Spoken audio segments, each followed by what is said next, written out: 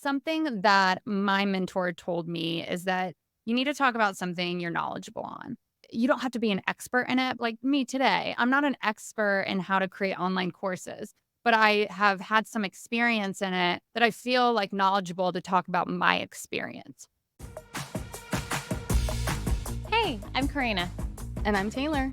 And this is Direct, a podcast we created to showcase the creativity and hard work of go-to-market teams everywhere.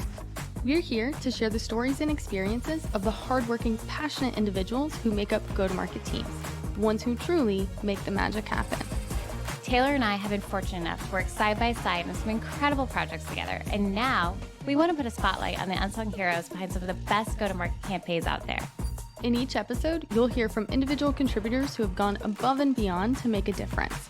They'll share their challenges, victories, and the lessons they've learned along the way, all to help you unlock the next step in your career. Get ready to be inspired, learn something new, maybe even share a laugh or two. Welcome to Direct.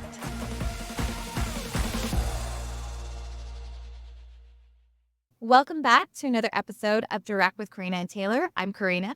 And I'm Taylor. And today we're joined by a dear friend, Ashley McGovern. She leads content marketing at Realync, a B2B SaaS startup. She's going to give us all the inside scoop about who and what they are. She is also the co-host of Two Pizza Marketing. It is the podcast for small team marketers and founders at early stage startups. She's also been a bar instructor for 8 years and recently moved to Chicago. Ashley, as an avid bar student, I'm curious, what is your favorite and least favorite bar move?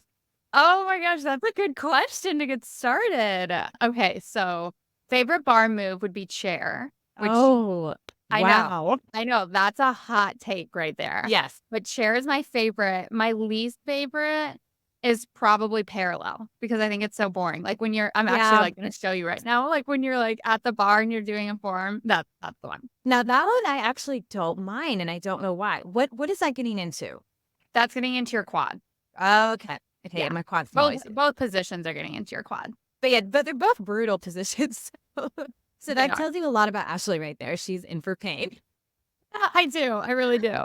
I love it. Well, as we get into that story, we do start each podcast with the same question. If you had a magic wand, Ashley, and you could change anything about your role, something in your personal or professional life, what would that be? Okay, so I have an unconventional answer. If I had a magic wand right now, I would wave it and we would all be in the office. I know. Your mouth just dropped. I know. It's crazy. Let me back up, okay? So I used to be fully remote, then I did hybrid and I was fully in office, then hybrid, and now I'm fully remote. And I just thrive off of like collaboration and community and camaraderie. And I just miss the in-person of that all. Although I would go to hybrid. I just wish like my team was here in Chicago with me and we could meet up here and there. Perfect. Well, we're going to revisit that. I am shocked. My dropped. I know. We will revisit that at the bottom of the hour. But Ashley, you are here with us today to chat about a really amazing and I'm sure a very heavy lifting type of campaign, which is building an online course for a brand. We actually had Brenda from HubSpot on previously to chat about how they think about their online learning academy too. But just curious, how will this come to be for you? What were you guys hoping to achieve? What's the genesis of this campaign? Yes, great question. So let me give a little context into Realync because we're such a niche product. And this is not me pitch slapping people by any means because I don't think we get property managers listening to this podcast, but that's who like we target. So Realync is a virtual tour solution specific to the multifamily industry. So we target leasing teams and those like decision makers would be multifamily property managers, regional property managers, or like multifamily marketers. So leasing teams use our app to virtually tour renters around their communities. So like when I actually moved from Indiana to Chicago, that tool that gave me that virtual like experience was actually powered by Realync. So it's a very niche solution. We're only in the multifamily industry. And then our ICPs, like I brought that up because that lends well to what I'm going to say with our online course. But so I've actually been at Realync now for like a little over 3 years. So I've had the luxury of like being able to test things, see what works, what doesn't when it comes to our content marketing campaigns. So I have a really good understanding of our ICP, what makes them tick, what their content consumption preferences are. So I've done a ton of research with the 3 years that I've been here to really get an understanding of that. And we've been able to test like webinars, ebooks to see like what worked and what doesn't. And so over the years, we noticed that like our written PDFs for like one pagers just were not performing. So I thought, well, we are a video solution. So why don't we test out video and see if they respond well to that? And our ICPs did. So then we're like, okay, well, just like everyone, we know they're super busy. So how can we make this digestible in a short amount of time? And that's when we tested out an online course. And that's what we're going to be talking about today. But we have 3 seasons now. But we tested out this online course where it's a 5-minute video delivered to our ICP's inbox, and it's for 1 week straight. And as far as like the content in that, we have a subject matter expert in house, and she is fabulous. And so she's actually the anchor in that, and she has a really good understanding of our ICP because she's actually been in their shoes. And then she speaks on panels, she's at conferences, so she has been really like the hallmark of the success of that campaign. I love that this is all rooted in audience research, really knowing who your audience is and giving them the channels and the tools and tactics where how they like to consume content. How have you approached this from a distribution perspective? So you hit on email a little bit. You mentioned also seasons too. Are there any other avenues for how you kind of amplify the online course? Ah, really good question. Because this is actually one of my learning, and it was that we weren't paying enough attention to distribution in the first season. So that was something like we always evaluate our campaigns. Again, we're a very collaborative team. So we always try to look at like what could we have done better with each season. And that was one of the things was distribution, because I do find that like we work all the way up until like the day that it launches, but we didn't think of like what our promotion plan would be. So with the past couple seasons, a few things that we did differently was actually tap on our partners. And in this last season that we released back in February, one of our partners, she put us at the top of her email, and that had over 40% of our signups. Like it's insane when you actually just like ask your partners to help you promote something. And so that actually has been like our number one thing that we've been trying to do with all of our assets, where we just tap on our partners. So smart, such an underutilized channel just generally. So I love that you just made that ask and got this amazing reward from it. How are you finding your online users? How do you identify, or what does success look like? I guess I should say. How do you know that this really hit the nail on the head with them once they are in your content? Yeah. So when we approached this campaign specifically, we did a ton of like audience analysis to figure out what was going on with some of like the confusion around our product, because we want to answer questions with like our point of view as a company, and then obviously with like the solutions that we provide. And one thing that we started to notice actually was, how do people use our product outside of leasing? So not just virtual tours. And what we started to see was maintenance teams using our app to create like video tutorials of how to trip a breaker or what the move-in process will look like. Like that's much more engaging to an incoming resident rather than a PDF one-pager. So thinking about the why is what we were going into when it came to the campaign. And one of the things that we noticed with like maintenance team, they didn't know what other videos they should create. And then we have this database of 180,000 plus videos because we've been around for some time. So we're like, why don't we do a deep dive and distill this down to like 5 different videos that we could recommend to maintenance team? So that's that shows like what we did there, where we did that audience analysis. We determined like the why behind this campaign. And if it's successful, we'll start to see them producing those videos. And that's something that we looked at. And that's just like one of the instances. We obviously do the normal KPIs, because any campaign that we do want to drive pipeline and revenue. And so we definitely have like those metrics. But as far as like me as the content marketer, I want to always look at like what value we can bring to our current customers and really try to offer as much insight as possible based off of our experience and our database. That's exactly what the question I was about to go into is, so this content that you created in these courses, it seems applicable both to prospects to help them like understand how they could be producing better video content, as well as your customers on how to specifically use your product. So how did you decide when you were going into this, that it could be a blend of both audiences? What did you consider if you wanted to make it more for one audience than another? I definitely position the message differently. So when I'm promoting, we call it the lens. So again, we have a very like fun, cutesy brand where we play off of like video terms. So like thinking of the lens of the camera, that's what we call this course. We also have our newsletter that we call the reel. So if you're thinking of like film with a video, so it's really fun. But when I was thinking of the lens, when we're on social media, I'm promoting it as if like prospects are watching. I'm still like very specific with it's pretty broad with how I can market it that still appeals to our customers. But when I'm sending a email just to our clients, then I'm like positioning it specific to them and like, have you thought about maintenance videos? I know that you've been doing a lot of leasing here, and this is actually where a lot of our ABM campaigns come in, which Karina, I know you will know a lot about.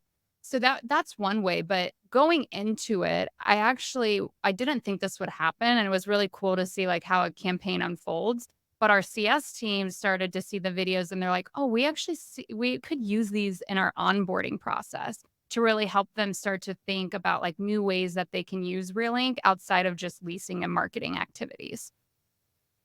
I'm curious if this has even caught the interest of the product team in a bit to think about how they can actually start new verticals or new offerings, just seeing how already your content has opened up so many new avenues for how people interact with you all.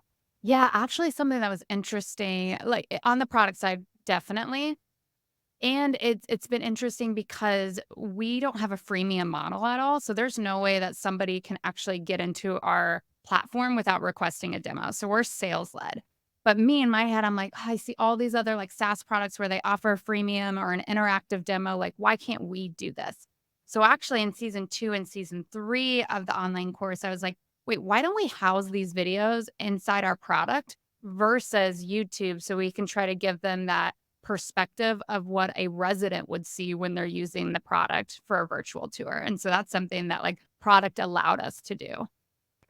That's so interesting. And I feel like such a like topic of debate, right? Like to just house it on something that would be more of like a lead gen capture or to then actually open up the eyes to see what your product could actually look like. That's amazing. What advice would you give to other B2B, maybe more niche SaaS startup brand about how to position something like a online academy course as a way to not only be something that attracts net new prospects, but something that could also be part of, like you said, customer onboarding or even acceleration? How would you recommend that they go about building a case for something like this in their content program? I think you have to think about the why. Like when you start an online course, you need to think of your audience. I will always come back to that. So like thinking about the questions that they have, but also knowing your industry. So I used to work in the e-commerce like tech industry for a little bit where they're extremely informal with how they like speak about things. When they're like hosting an online webinar, they would never say the word webinar because they don't want to market that way. They want to say like Right. it's an online magic show or something like that. That's like I've seen someone do that. Like Oh, gosh. it's very interesting how they do that. So I think you have to look at your customer and your industry. And for us, the multifamily industry is very old school, very old school. So like we have to be very like buttoned up to an extent. Again, like we have a really fun brand, but we have to be pretty buttoned up with how we market and position certain messages to them. So I don't know if I would have the best advice to a B2B marketer, just given being in the prop tech industry, it's a little bit different. But just knowing your customer and your industry and testing new things, I Mhm. think will always help you just identify like what's going to resonate and just give yourself time. But the other thing I would say is I have leadership behind me that is like pushing me to test these things out. And I have their support. And I'm very, very fortunate for that. Can you elaborate on that testing strategy? I think it is looking at the landing page that you guys created, it's very enticing to see like 5 daily videos, 5 minutes each. That's it. That's all we're asking of you for this sign up. How did you land on that short form content as like the best approach? Thank you. That is such a compliment. And it took us a while to get there. You should have seen the old page because we just had our developer build out this new page now that we have multiple seasons and proof of concept and that it's performing. So we had the funds to really invest in that. But something, I do as a content marketer is that I always want to think about like the one takeaway. how can I make this as digestible as possible for the reader? And with that landing page, I wanted it to be very like clean cut and to the point so they knew exactly what the expectations are and what they're going to be getting. So when I was like designing that page, that's kind of what was going through my head because I want to make sure that it resonates. But then as far as like my A/B strategy, I did test some messaging on that page with a free tool. I think it's like VMO or something. But that allowed me to just like test the messaging that performed a little bit better for our ICP. I'm so glad you asked that, Taylor, because when you shared that with us, Ashley, I opened it up and my immediate reaction to online course was kind of dated. And I was expecting to see like just so much content all over the page and have to really sort through to find it. I was like, whoa, there is so much white space. There's very clear visuals. I see, first off, too, there's like props to you for having so many females on that page. That also really stood out to me with the diversity of what we're seeing. So you really like it was funny for me to go into it with such a preconception of like what an online course should be. And it was a very dated one. And this is so much more modern and clean cut. Thank you. And you're not wrong because when I was designing that, I looked at so many people's like online courses, like Justin Welsh, who's like a known person in our industry. I looked at theirs and they're beautiful. And I think it works for their ICP. And so I think sometimes people look at that and they're like, oh, you're not that creative. And I'm like, no, I just know my customer. And I know that they don't want a lot on the page and they need like specific words that like render in their brain. And as a marketer, like that wouldn't really resonate with me. I want something a little bit more fun. But I think it comes back to just knowing your customer and what like will help them fill out that form and ultimately get in that funnel. Yeah, it was definitely refreshing. I'm curious, what were some of the initial things you looked to test? And then what are you hoping to test in the future for the future season? As a team, we tested the messaging, but we also tested the coloring. So we have Sarah Estes. She's absolutely amazing. She's our graphic designer turned product designer. So now she's actually designing like the UI of our product. So it's been really fun to see like her just career kind of take off in that way. But she is actually someone that has worked with me to like build out these wireframes in Figma to figure out like what works. So we tested like different like design elements as far as color, shapes. Like we got really deep into it. And luckily our tool supported that. But from my memory, I think that those were the main components that we tested. What do you wish would be tested in the future? Or what are you like, what would be something new that you haven't been able to try it to test? Something I want to do that am not allowed to do is the form. The form itself is so long, but we need that information for like creating that opportunity in a way that like really helps our sales team. So we have to ask certain questions. And I think that sometimes that deters people away when you have to fill out a long form. So I would ideally like to test like just doing like name and email, but I got outvoted for that one. So as far as like other pages, we did try like a pricing page and it just didn't work for us.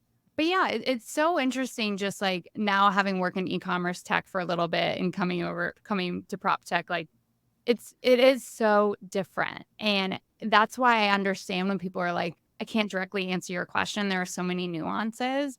I'm like, I get it now. Like B2B is very nuanced and there's no right or wrong answer, but I'm kind of still figuring out the things I want to test. You hit on it there for just a second and it really piqued my interest. You were talking about kind of the sales process that goes along with it. Like, of course, there are success metrics around completion rates and opens and video watches and all of these things and the number of leads that you're generating. What is your team doing from getting that lead, getting that form fill and like turning it into an opportunity? And what success have you guys seen with that? Yeah. So as far as like what happens after marketing, we're tied with our sales team. Like we're like best friends. And I know there's always like friction between marketing and sales. And I'm just lucky that I'm in a position where we get along really well and we communicate. And actually our subject matter expert, she's our VP of enterprise growth. So I'm able to work with her on a daily basis and we just have a great working relationship. But yeah, as far as like our process after like someone fills out, requests a demo form, then our sales team takes over and they actually do that demo. And we have like the typical like deck and whatnot. We really try to get a firm understanding of the property size, if they're the decision maker, again, it's nuanced with our industry, so I don't want to go too much into that. But after that, that's when like if they don't follow up with us, we have our main marketing nurture going in the background, and that's powered through Marketo. And then as far as like our ABM, somewhat like ABM campaigns, we're still trying to get that going here. That's something new for us. We do that in Gong Engage, and that is something that we've noticed work for our sales team when we add an interactive demo to it, and just other resources that really get them over that hunch to like come back and talk to us, because again, they're super busy and they're pulled in so many directions. So, but yeah, so we have our marketing nurture campaign and then our ABM campaigns running too, and something we're testing. I love hearing you talk about ABM. There's very few content marketers I hear that use the word, let alone maybe respect it even. Can you share with us how you were able to translate that into an ABM motion versus just a demand generation motion with your content with Online Academy? With this online academy, so I talked a little bit about how we don't have a freemium offer. There's no way that somebody can get in our app. So some of the loopholes that have gone around is because we can't offer like free 14 days to get into our platform like you would normally see in an ABM campaign. So as a content marketer, something I had to think through outside of like the operations behind it is like, what can we offer them to really get them over that line to talk to us and come back to us? And that has been offering a 12-month strategy plan with Christy, who's our subject matter expert. And that's helped us, get them over that hunch. And they're like, okay, let's start to talk about this. We don't really know what a video strategy looks like for our property. What have you seen that's been successful? So it's really just like a conversation that we're marketing that has allowed them to get on a call with our sales team. And that's just been a part of our ABM structure. And as far as like the segmenting with that, that's more like my VP of marketing. She does a lot with that and determines it. But I'm more focused on like, what do we have to offer? What value can we offer them?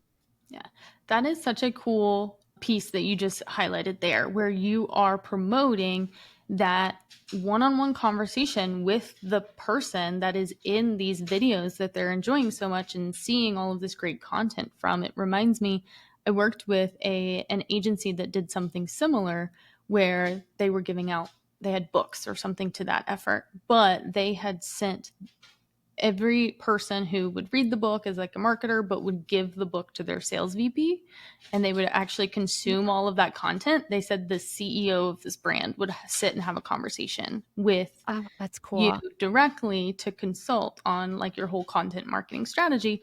Because not only do we have the lift of like fill out this form or the offer of meeting with that CEO, but that like additional ask where it's like, well, also bring in a decision maker to consume this piece of content, and then we'll give you that ask. It makes Yes. me wonder, like, have you thought of anything where it's like a bigger ask in order to, as it scales, obviously, these one-on-one conversations are going to grow. Have you thought of anything in that realm where it's like, well, make this ask of you, provide this information? I've seen a company do this really well. I don't know if we're there yet, but Lessonly, they're now Seismic. Their CEO, previous CEO, Max Yoder, he created a book, and it's all about, because Lessonly is like sales onboarding. It's like a Sales sales enablement. Yeah, sales Yep. enablement. Thank you. And it's all about like just like how to be a good team leader, how to like run an amazing culture, how to build a product successfully, and like things that tie well to what they have to offer. And I feel like they use that in their email nurture campaigns. I had a couple friends work there, and they told me all about this. I actually had them on my podcast. And that worked well for them because that got a conversation started by being like, hey, our CEO has this book. I'll send it to you for free. They did a bunch of direct mail campaign, and then that got the foot in the door. So ideally, I would love to do more direct mail campaigns, but I'm trying to, that's something else I'm getting outvoted on. Well, I love this idea too that your software is very video centric, very video forward. There must be, or I'm assuming there's actually some videographers that you guys might even employ too. Yeah, so we definitely have videos going on in our campaigns.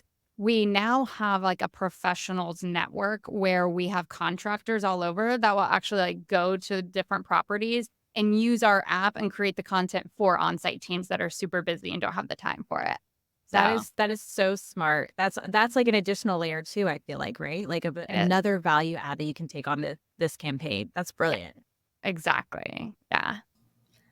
So, video content can be really intimidating for content marketers. I think we get so in the loop of this blog article, this white paper, we'll do this webinar, not fully the kind of video content that we're talking about, but still, at least there's some video. Do you have any suggestions or advice for some of our listeners who maybe don't have the same software that you do or focus on video, but how to get started in kind of that video lens?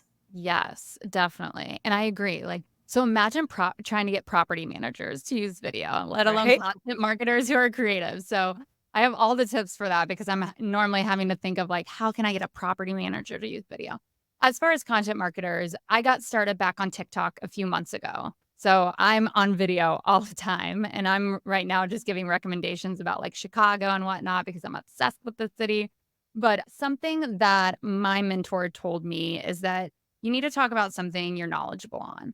That'll make you feel more confident, whether or not like you don't have to be an expert in it, but say like me today, I'm not an expert in how to create online courses, but I have had some experience in it and I've been working and collaborating with other people on how to do it better that I feel like knowledgeable to talk about my experience. So I definitely think like talking about something that you have experience in will just naturally calm your nerves when you get on film.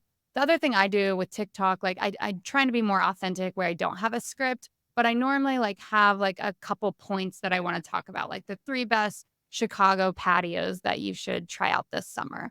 Like then I have like somewhat of an idea of what I'm going to talk about before I start recording. So I think like a little preparation could help just depending on what platform you're on. But yeah, those are the 2 things that I would say that have helped me at least get on video.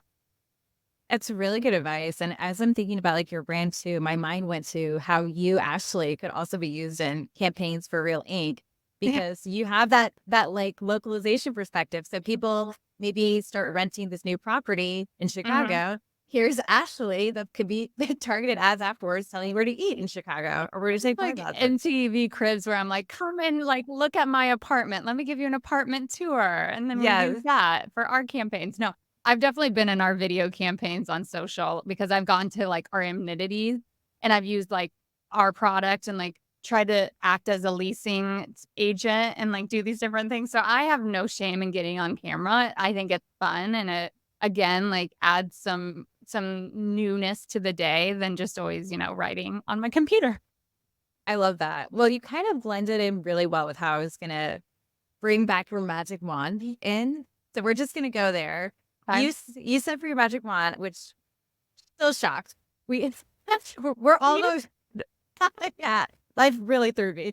We're all going back to the office. Okay, so what I think, and I think this is like the big crux of it, right? I hate just going to the office just for the sake of it, and then I hate going to the office for like I'm just going to the same old white building with white cubicles with the same snack, like the same commute and traffic. It's just all, but those 2 things are killing me. But with your perspective, you have such a unique opportunity to actually tie in what you do for your brand with the office experience. And so, since you're personally really missing your team, I feel like you could have a Chicago quarterly, I don't know, biannual visit where Yeah. everybody comes and we're going to do a special recording. It's going to be at the different leasing offices you guys are helping to support. So there could be some like customer love component in there too. But then you're bringing the office to you. So I don't know. Is that ever something you feel like you could broach where you're taking people to come and film the content for maybe your top customers? Yes. No, I've definitely, like, pitched ideas to my VP of, like, ways we can get together. I think the most recent one for a product launch, I was like, "We can do" because we just, like, launched desktop editing for our products, so now you can edit on desktop. So I was like, "Why don't we do, like, laptops and lemon drops, and we'll do it in, like, the penthouse of my apartment complex." And, like, I've totally tried to pitch different ideas, but since they're in Indianapolis, majority of our team, I do travel back and I do see them at least on a quarterly basis. And I don't need everybody to go back to the office, just my team. Just your team. Okay, got it. Just Got my it. team. Okay. This is only for the people that Ashley wants to hang out with. Yeah, just exactly. I love that. Ashley, this was just so good. I love the perspective of the freshness to, revitalizing an industry that's old, but with video and then tying it back to product. It's just, you've dropped so much great information. You always do on your podcast too. So if our listeners have not checked out True Piece of Marketing, I'm always checking it out. It's on my save list. Ashley has a really amazing segment too, where she, at the end, you still do it, the 3 tools? The tools. Yeah. This season, I've been like talking way too much lately. So I haven't had time to ask them lately. But yeah, in the past I have. Okay. She's got really great segments that are like Ashley specific branded. So definitely bring it back because I'm. Thank you. Very sweet words. Thanks. Of course. Thank you so much, Ashley. If anybody want to get in touch with you, what's the best way to do that? LinkedIn or on TikTok, Ashley McGovern. You'll see me there, or just my podcast. I'm always online, so feel free to reach out. Awesome. I cannot wait to check out your TikTok. Yeah. Thanks, Ashley. Thank you. Thanks for listening to this episode of Direct with Corrina and Taylor. If you enjoyed what you heard in today's episode, please give us a follow, maybe even a 5-star review, wherever you listen to your podcast. And if you know someone that you'd like to spotlight, if you want to share your own story, visit us at motionagency.io/direct. We'd love to hear from you.